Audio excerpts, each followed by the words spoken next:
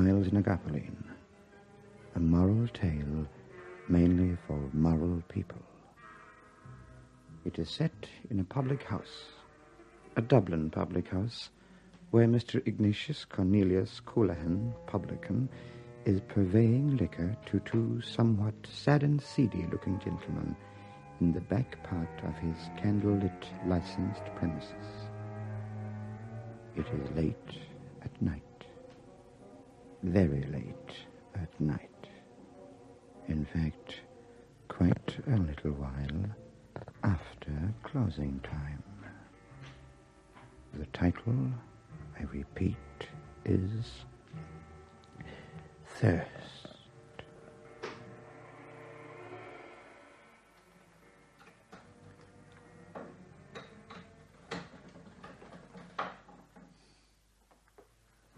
And do you know why? Do you know why? Because Mr. Coolahan, I couldn't send you. Because he's no bloody good. That's why. He's no bloody good. And another thing. What's that, Mr. Coolahan? He has a brother from the county Galway that comes up here every year for the horse show. A hop off me thumb that you wouldn't notice passing on the stairs. All dressed out in fancy riding breeches. Last year he turned up on the uncle's pub beyond the Drumcondra, complete with fountain pen and chequebook. Oh, God, the unfortunate bloody uncle. The poor unfortunate uncle. 12 pounds, 15 shillings. 13 pounds, you might say.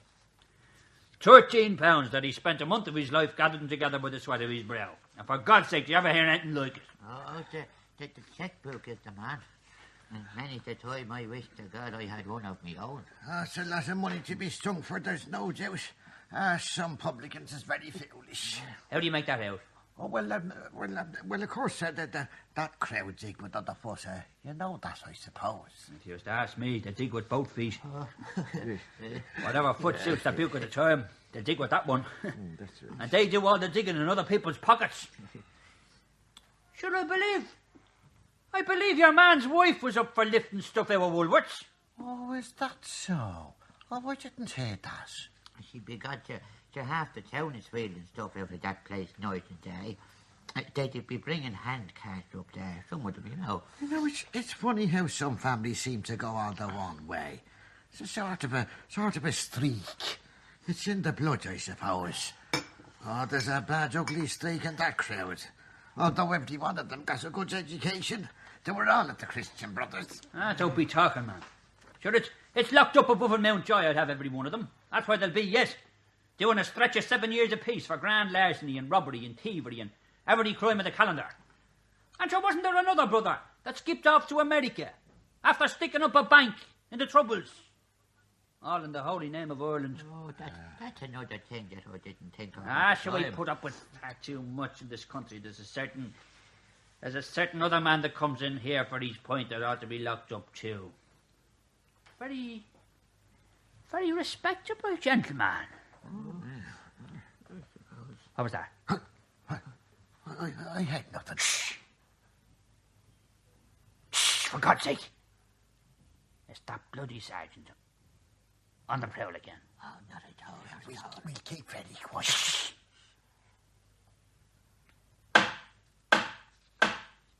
For God's sake, blow out the candle there. Holy God, we're bunched. Guards on duty. Guards on duty. Will you please open up, Mr. Coolahan? Guards on duty. Well, that's that. That is that. Yes, that's that. Holy God Almighty. All right, Sergeant. Good night to you, Sergeant. That's a heavy cold night for you. And this is a very bad one in any case, if it's not something worse. Oh, this is Is terrible. As you say, Mr. Coolahan, cold, raw class of a night. It isn't a seasonable night at all. It is not indeed. Well, we can't complain. We had an easy enough winter. No, we cannot complain. Cannot complain. Your little notebook and pencil, Sergeant. It's in the wife's name, if I'm not mistaken, Mr. Coolahan. Yes, Sergeant. Yes, the house is in the wife's name.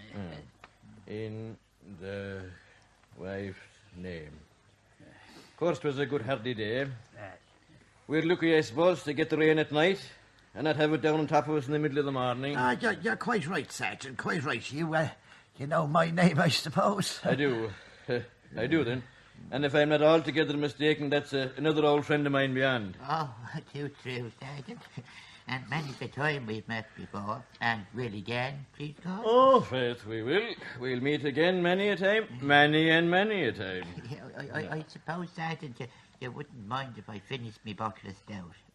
We don't want waste in these hard times, don't we? What ye do now when my back is turned is a thing I know nothing at all about. We might as well be hung for sheep as lambs, I suppose, what? Yes, indeed. So we all know you have the terrible time of it, Sergeant, in the performance of your duty. Oh, be gobbin, you're right, Mr. Coolahan. It'd be as much as my livelihood was worth for me to offer you a drink after hours on these premises, Sergeant, and, well, we both know it, or for you to accept it, even on such a blizzardly night as this, when the flesh might be skinned off your bones in the other pursuit of your duty. Think of that, gentleman. Oh, it's tough, right enough, Sergeant. Well, you know, Sergeant, that if I was caught offering you even a half one after hours, I could be brought up on the gravest of grave charges. Bribery, battery, corruption, suppuration, attempted suborning of the police force, and God knows what. Oh, God save us, Mr. Coolahan. What would happen to you, Sergeant, I don't rightly know at all, not being fully acquainted with the rules, regulations, and disciplinary measures governing the Garda Síochána. Ah, yes. We both have the hard times of it, Sergeant, and that's the truth. A drop of malt is what I need myself at the present time, because I'm not very happy at all. Perished with the cold all day. Now I have a breach of the closed doors on my hands. Oh, true enough. The cold was something fierce today. Oh, it was desperate. You'd want mufflers around your legs as well as around your neck. Ah, well, the summer won't be long now. The summer?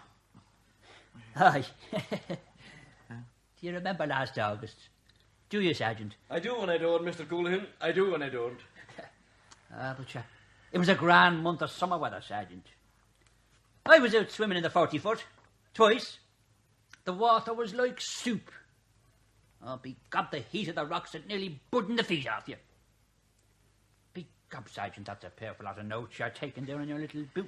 I never fancied the water at all, Mr. Coolahan. I never had any time for it. You know, it's not a natural class of a thing to be getting into. It's all right for fishes, of course, but... Oh, I remember the warm weather all right in August. It was one of the best months we had. Ah, but it was grand. Bright, hot, healthy weather. Great weather for youngsters. Aye, It was very hot. Do you know, it put me in mind of the First War. The First War? When I was out beyond in Mespot. Oh, holy God. And where's that? Did you never hear tell of Mesopotamia? Oh. And there was me, fighting the Turks and the Arabs. Fighting for small nationalities. That's a queer one, Sergeant. That weather brought me back to the First World War. Them two great wars were desperate and ferocious encounters. Well, I suppose it was very hot out there, Mr. Coolahan. Hot? Did you say hot? Look, I don't believe there was heat anywhere like it before or after. Oh, my God. It was a class of heat that people in this part of the world wouldn't understand at all. Gracious. Do you know, Sergeant, a bird never flew on one wing, and when your back is turned, there's many a strange thing a man would do to keep himself in the air. I suppose we might as well be hung for our sheep as your sheep. Oh, we must pack up and go soon. 40 years ago and more, and I can still feel that sun beyond in Shattel Arab. That was where we landed. Well, I suppose there was plenty of sunstroke among the troops and all that sort of thing. Sunstroke? Would you quit writing in your notebook, Sergeant, now, till I tell you? It was this way. We landed off the place I mentioned on the 24th of May, 1915. Nearly 3,000 of us. We thought the heat in the ship was bad enough. And so it was. We were packed there like cattle, and the sweat rolling off us in rivers. Oh, did you hear that, Sergeant? Fair enough. But you know, the sea all around us was keeping us nice and cool. That we didn't know it at the time. Your best respects, gentlemen. Good luck. Best respect to you, Mr. Coolahan. Well, it wasn't till we were shunted onto dry land that we found out about that. Because I'll never forget it. I'll never forget it as long as I live. Oh, you know, I'm not feeling so cold now myself. The first thing I feel walking down the gangway is a bloody big rush of hot air up me nose. My God. The heat was belting up out of the ground like smoke out of an engine. We couldn't draw breath for 5 minutes with the heat pumping out of the ground. And when we did get our breath, damn the bit of good it was to us. Because what? Do you know what I'm going to tell you? Yeah. The air was so thin and so hot that you couldn't feel yourself breathing it. Yeah. It was stretched out, you know, thinned out by the heat coming up at us, out of the ground and out of the sky on all sides. It was dried and no moisture in it at all, like a withered pea. Oh, I see. It was like putting your head into an oven and taking a deep breath. Oh, begorra, I wouldn't fancy that at all. Bad as the weather is in Ireland, it's better than that. Oh, it was worse than that. Far worse. I couldn't tell you how bad it was. We wouldn't finish gasping for breath standing there, lined up on the quayside, when another desperate thing happened. Jenny, Mike.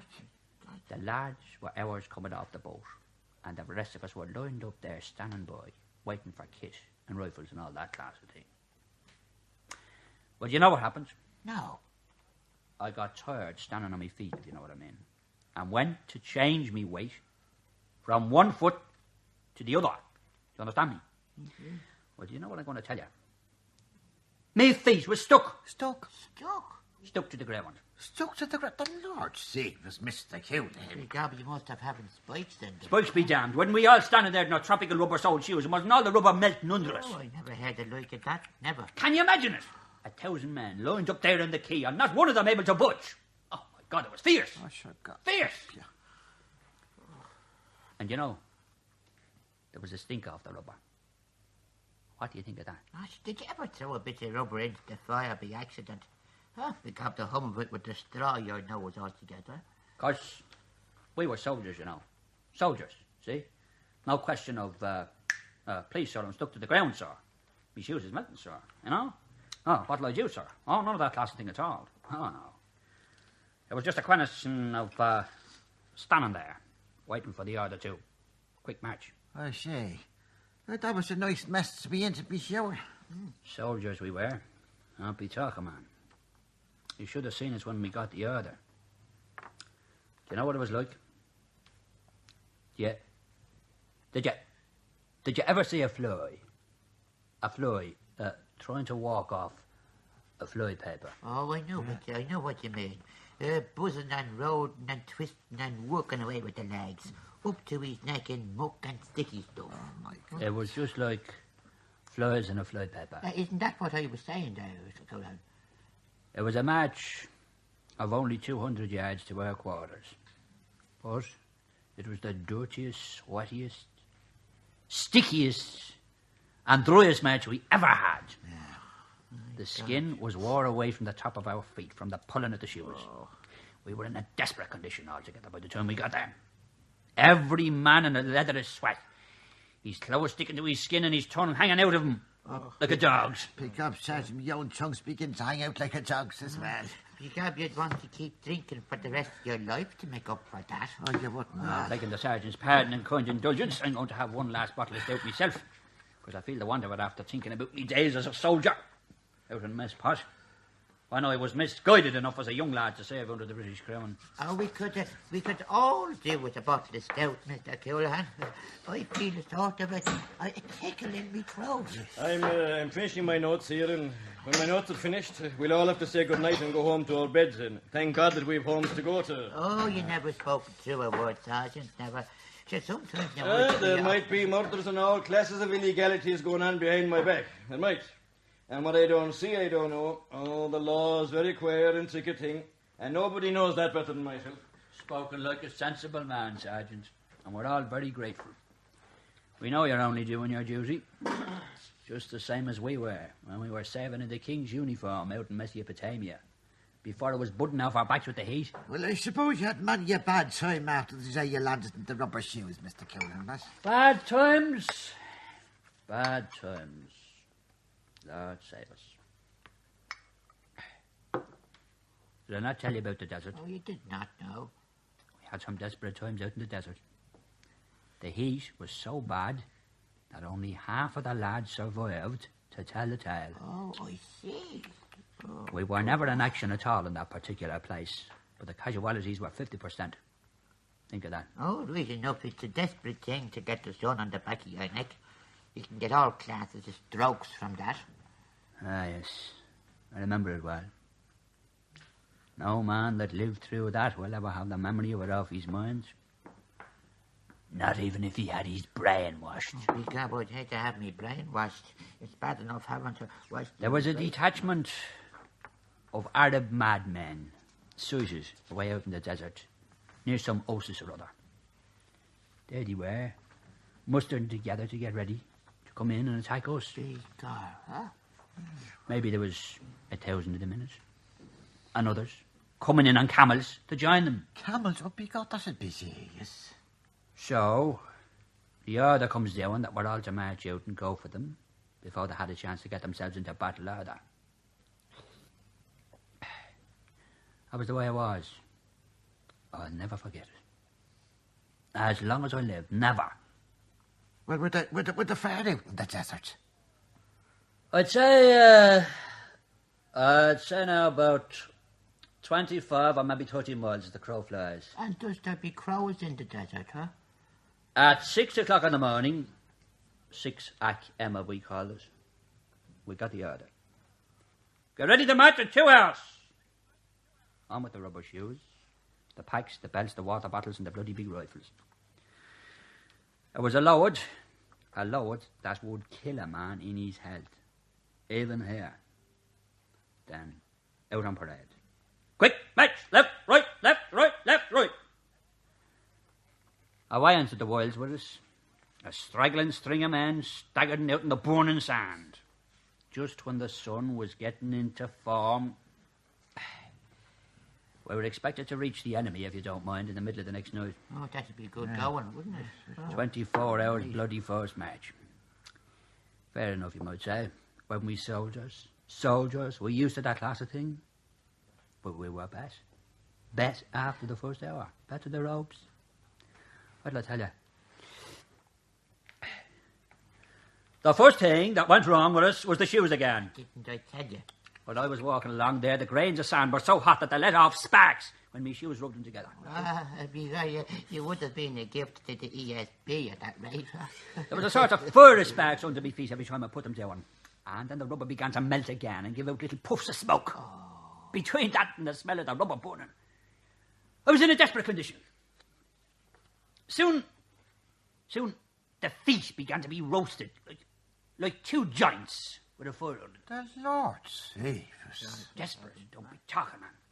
When I get an extra special stab of heat in the feet, I give a leap into the air with the pain of it, but then I come down on the sand again and I get a worse roasting from the weight of the lip. Showers of sparks flying left, right and centre, and half the lads getting squeezed out of them.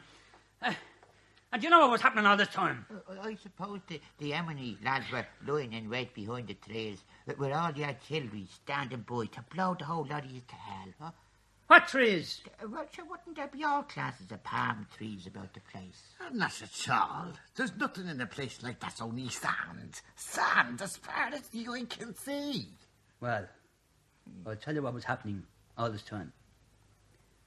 I declare to God, the sun began to come down on top of us. Out of the sky. Out of the sky? Every minute that passed, it seemed to be lower and lower. Down. Down.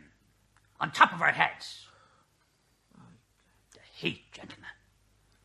The heat. Oh, the crow. It must have been bad all right. Lord save us. I can nearly feel it still. I kept on staggering across the sand with the others. After a little while, I felt a queer thing happen. I was just going to say that. Will you shut up and let the man tell the After a story? little while, I began to dry up. You began to dry up. Every bit of me began to get dried up and withered. The first thing that went out of order was the tongue and the mouth. My tongue began to get dry and cracked. And then it began to get bigger. I swelled out till it nearly choked me. I got as hard and dry as a big cinder. I couldn't swallow with it.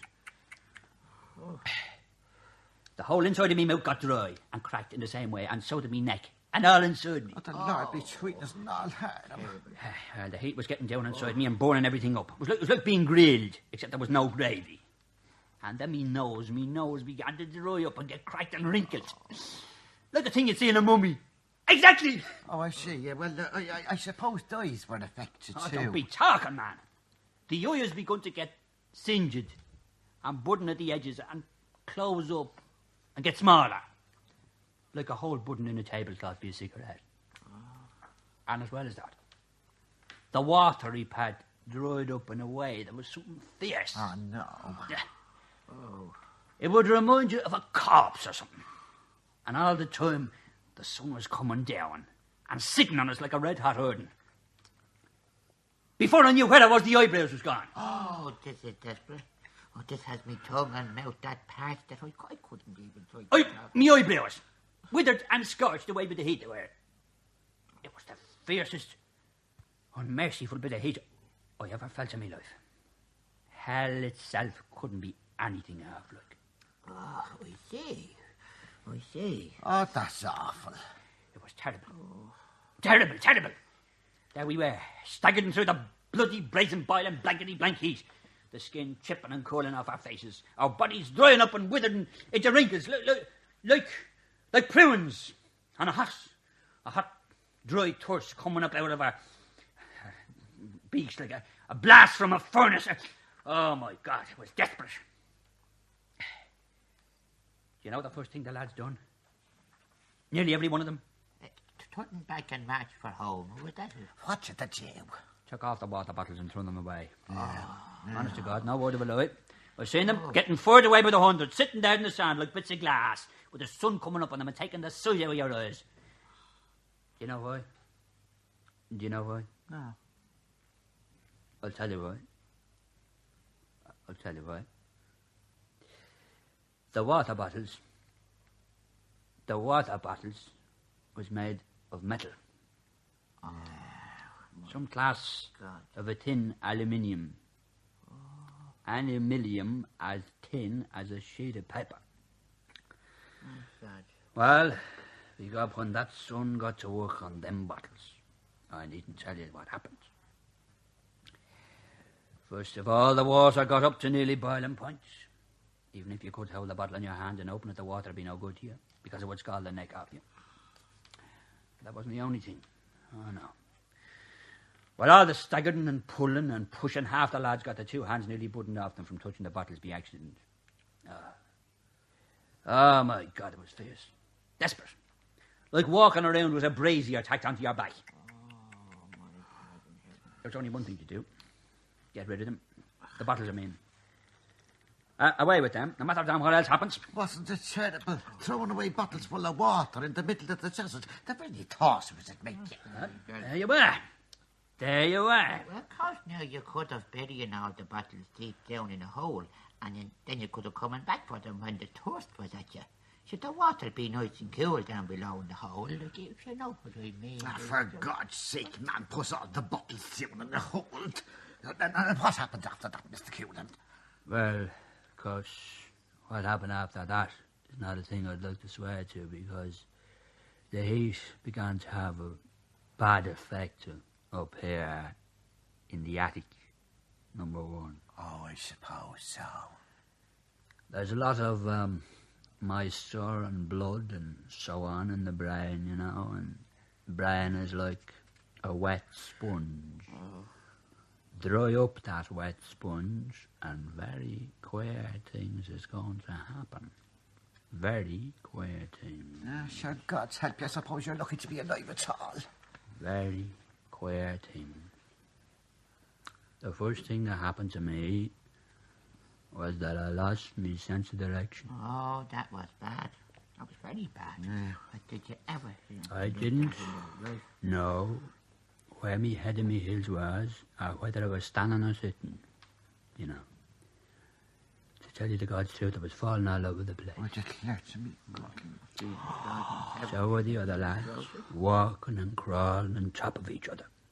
Every man as dry as a bit of brick, with his tongue swollen out in his parched mouth, half choking him.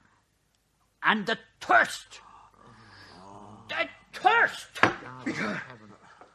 Begone, Mr. Coolahan. You're me bit. Bet to the ropes. There, you can have me notes, book, pencil and all. Hand me them 2 balls of malt, will you?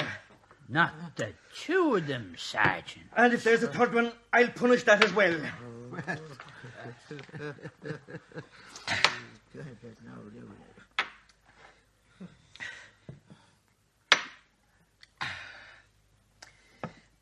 Tell me, lads, does anybody mind if I sing The Rose of Tralee?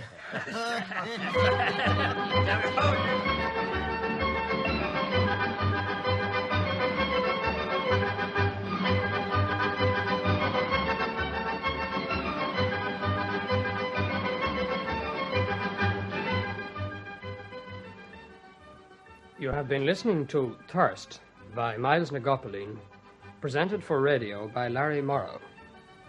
Those taking part were Thomas Studley as the publican and Eamon Kelly as the sergeant.